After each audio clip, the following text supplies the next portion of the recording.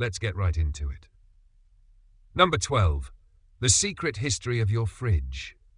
You're a modern human, living your modern life, and you probably think of your refrigerator as a pristine, boring box of organized goodness. It's where your kale goes to get ignored and your leftover pizza goes to, well, become breakfast. But what if I told you that the innocent hum of your fridge isn't just the sound of cold air moving, it's the silent hum of one of humanity's greatest psychological battles? Back in the day, before we had these glowing ice boxes, preserving food was a constant, terrifying race against decay. People would salt everything, smoke everything, and pray a lot. Rot wasn't just a gross smell, it was a constant threat of starvation and disease. Your brain remembers this.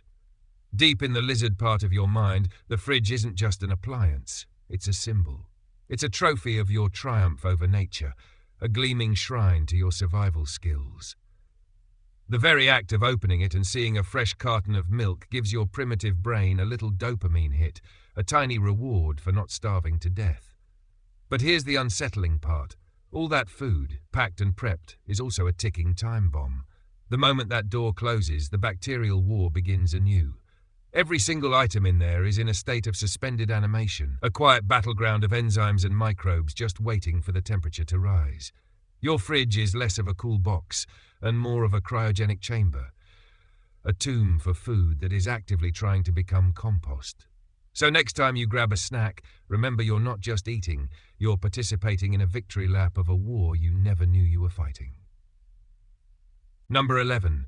The creepy psychology of lost and found D. Ever had that moment where you find something you thought was gone forever? Like that one sock that vanished into the void, or your favorite pen that reappeared in your jacket pocket 6 months later. It feels great, right? Like you've just won a tiny lottery. But let's talk about the dark side of that coin, the lost and found box. Think about it. It's not just a collection of forgotten items, it's a silent graveyard of human hope. Every single item in that box, the lonely glove, the single earring, the half-empty notebook, represents a tiny moment of human desperation. Someone, somewhere, is looking for that thing. And for every item found, 1,000 others are never reunited with their owners.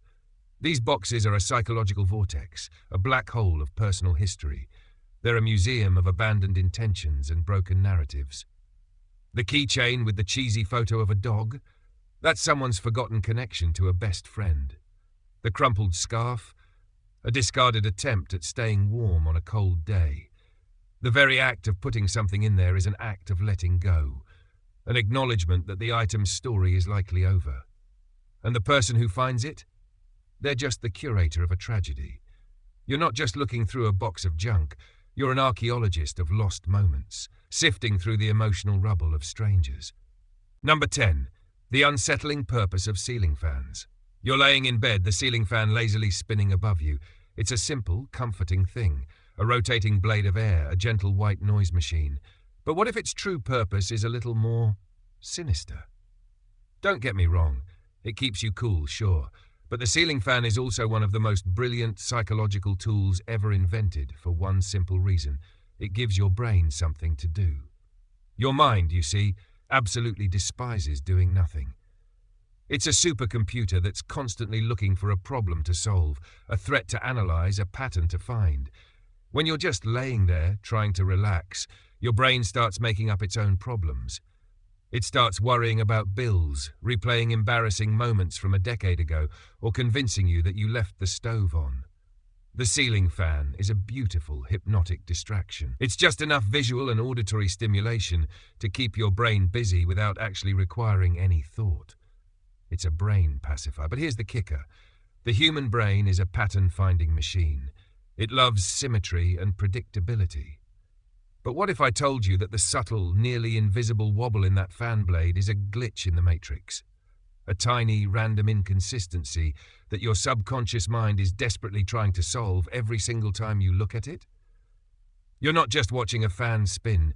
You're being hypnotized by a subtle, almost unnoticeable pattern that you'll never actually figure out. It's a beautiful hypnotic puzzle that's just enough to keep you from thinking about the monster under your bed. Number 9. The terrifying emptiness of your local library. You walk into a library, and what do you feel? A sense of peace, maybe. The comforting smell of old paper and dust motes dancing in the sunbeams. It's a sanctuary of knowledge, a temple of quiet introspection. But let's be real. The silence isn't peaceful. It's unsettling, and it's hiding a dark secret. That silence is the crushing weight of everything you don't know, a museum of human ignorance. Every book on every shelf represents a topic you've never even heard of. It's a physical manifestation of your intellectual limitations. The library isn't a place for knowledge. It's a monument to the staggering scale of human information, and a reminder that you, one small human, will only ever grasp a microscopic sliver of it. You're just a tiny speck of a person, dwarfed by the sheer volume of human thought, every book a silent judgment. A paperback on ancient Sumerian history is a reminder you're not an expert. The scientific journal on quantum entanglement? You barely passed physics. The cookbook on some obscure regional cuisine? You'll probably order takeout tonight. The silence isn't a lack of noise, it's the deafening sound of 1,000,000,000,000 unsaid words. It's the psychological pressure of 1,000,001 stories, facts and theories that will live and die on those shelves untouched by your hands. The library isn't a place to learn, it's a place to confront your intellectual mortality. It's the ultimate humble brag from humanity itself, reminding you of the vast ocean of knowledge and your tiny little cup.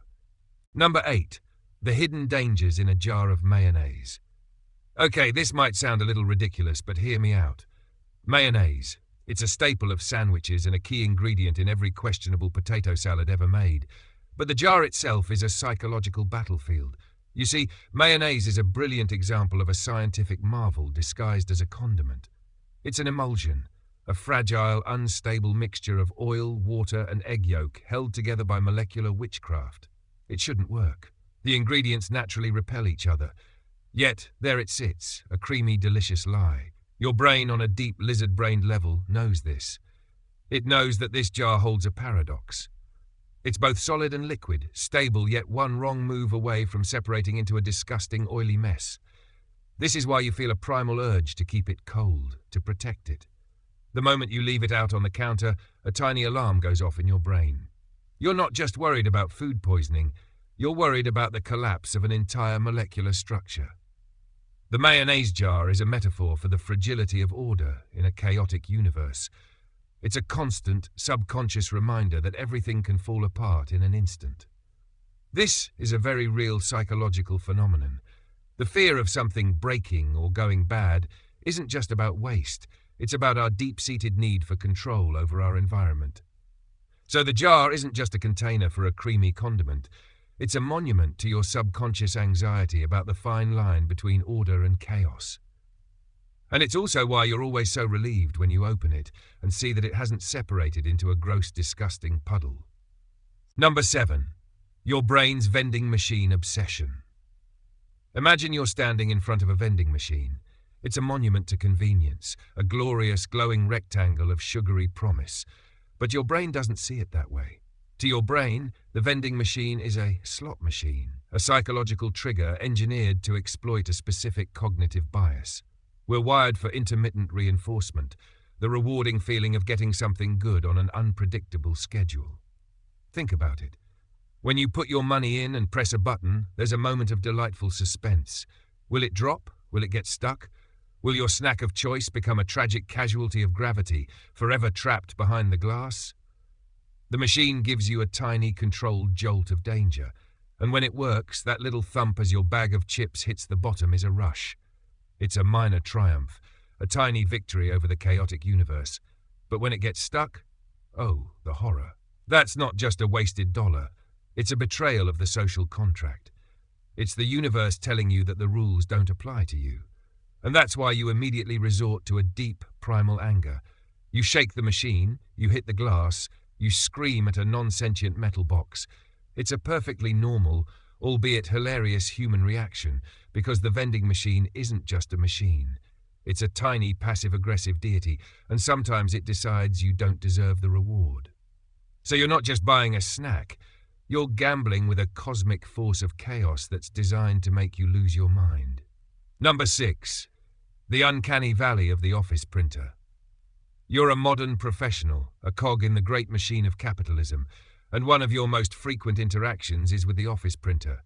This technological marvel is supposed to be a tool, a simple servant of your printing needs. But what if it's more? The office printer is a perfect example of the uncanny valley, but for a machine. It's supposed to be simple and reliable, but it often acts in ways that are so randomly, frustratingly human. It gets confused, it refuses to work, it makes weird noises. You've seen it happen. You walk up, hit print, and it makes a series of mechanical groans and then spits out a blank page with a passive-aggressive error message. You check the paper tray, which is full. You check the ink, which is also full. It's not broken, it's just acting out. This is a very real psychological trigger. We expect our tools to be predictable. We expect them to follow the rules of cause and effect. But the printer is a master of breaking those rules. It's an inscrutable digital troll that exists to remind you that some things in this world are beyond your control, and that includes your TPS reports. The printer's little screen isn't just displaying an error code, it's taunting you with the fact that its logic is unknowable and its motives are suspect.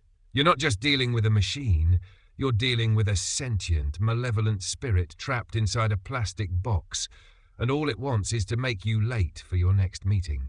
Number 5, the psychological horror of the shopping aisle. Walk into a grocery store. It's a sanctuary of choice, a cornucopia of consumerism. But it's also a brilliantly designed psychological trap. Every single thing in that store, from the floor tiles to the ceiling lights, is designed to manipulate you. The layout is a masterpiece of psychological warfare. You know how the milk and eggs are always in the back? That's not a coincidence. It's a deliberate choice to make you walk past all the other stuff you didn't plan on buying. It forces you to interact with impulse buy items, like that giant bag of chips you didn't need. The music isn't random either. It's a carefully curated playlist of slow-tempo, calming music designed to slow you down, so you'll spend more time in the store and, you guessed it, spend more money. And the free samples? It's not just a nice gesture. It's a direct assault on your sense of social obligation. You feel compelled to buy something, anything, after you've taken a free piece of cheese from a smiling stranger. The grocery store isn't just a place to buy food. It's a sensory deprivation chamber for your willpower. It's a place where you walk in with a list and walk out with a cart full of things you can't even remember why you bought.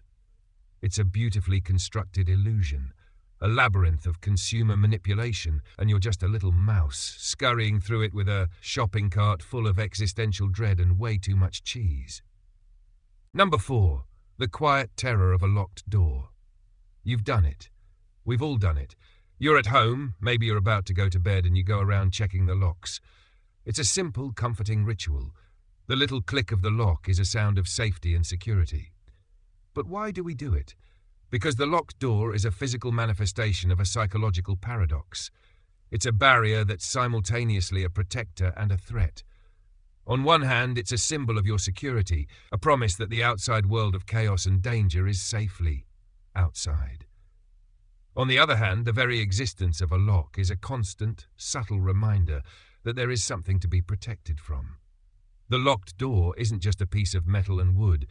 It's a physical reminder of the vulnerability of your home, your family, and yourself. It's a psychological trigger that turns your safe space into a fortress. It's the physical embodiment of the phrase, "something bad could happen." And that's a terrifying thought. The ritual of checking the lock isn't about ensuring safety. It's an act of trying to quiet the part of your brain that knows deep down that a lock is just a minor inconvenience to someone who really wants to get in. It's a psychological band-aid, a quick and dirty way to suppress your primal fear of being an unlocked target in a very unpredictable world. The locked door is a lie we tell ourselves, a comforting untruth that allows us to sleep at night. Number 3. The existential dread of a school bus.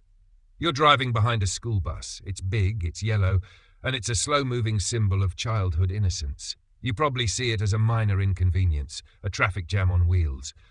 But the school bus is a psychological time machine, and a dark one at that. It's a rolling reminder of a universal truth. We're all hurtling toward an unknown future, and we're doing it on a schedule. Think about it. The bus represents the rigid, unrelenting march of time. It runs on a fixed route, a predictable schedule, and it carries the next generation of humanity to their destiny, whatever that might be. It's a physical manifestation of a very uncomfortable thought. You, me, and everyone we know are just passengers on a journey we can't control, and we can't get off until the next stop.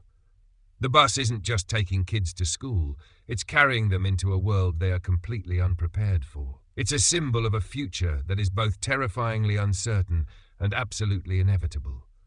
It's a metal box full of little humans who don't even realize they're on a one-way trip to adulthood. And as you're stuck behind it, you're not just annoyed by the slow pace. You're subconsciously confronting your own mortality and the fact that you, too, are just a passenger on a journey with a very specific and unknown destination. Number 2. The eerie silence of an empty playground. An empty playground is a normal sight, but it's also one of the most unsettling places you can be. A busy playground is full of life and chaos. It's a place of joy, of scraped knees and triumphant swings. But when it's empty, it's a different story. The silence isn't peaceful. It's a profound, hollow echo.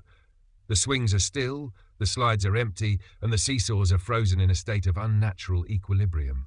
The playground, in this moment, isn't a place of fun. It's a monument to the fleeting nature of childhood.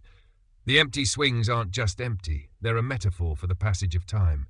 They once held the weight of a child, and now they hold nothing. The silence is a psychological pressure, a vacuum where joy once existed. Your brain, the ultimate pattern finder, sees a playground and expects to see kids. When it doesn't just register empty, it registers wrong. It creates a sense of unease, a feeling that something is missing, that something has been taken away. The empty playground is a psychological black hole, a place where the ghosts of laughter and play reside, and all you can do is stand there and feel the cold, quiet weight of your own memories. Number 1, the horrifying truth of your own reflection. We end with the most boring, most horrifying place of all, the mirror. You look in it every day. You brush your teeth, you fix your hair, you make sure you don't have spinach in your teeth. It's a tool for self-assessment, but it's also a constant, subtle, psychological attack. The reflection isn't just you. It's a two-dimensional, inverted copy of you, a different person, a stranger.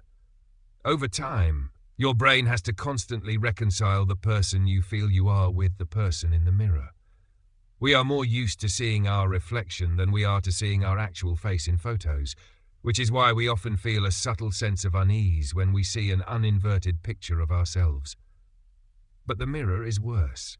It's the ultimate uncanny valley. Your reflection is a perfect copy, but it's always just slightly off. It doesn't move with a living fluidity. It moves with a mirrored, inhuman grace. The real horror, though, is what the reflection shows you. It's a cold, scientific readout of every minute change in your face, the new wrinkles, the greying hair, the subtle signs of aging you try so hard to ignore. It's a relentless, unblinking witness to your own slow, inexorable decay. Your reflection isn't a friendly face. It's a ticking clock, a constant reminder of the single most terrifying truth in the universe. That you are getting older, and there's absolutely nothing you can do about it. The mirror isn't a tool for vanity.